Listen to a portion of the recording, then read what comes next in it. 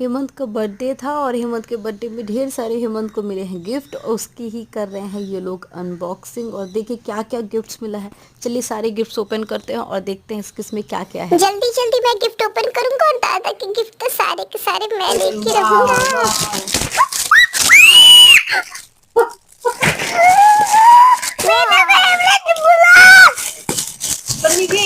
ये तो तुम्हारे हेमंत का गिफ्ट है ना, तो तुम क्यों सब कुछ हो रहे हो? ये मेरा गिफ्ट ऐसे गिफ्ट मेरे पास भी थे ना। अभी कोई खोलो। रुको आराम से करो भाई। एक गिफ्ट की तो अनबॉक्सिंग हो गई है और निवेद सबसे पहले जीत रहा है और ये दूसरे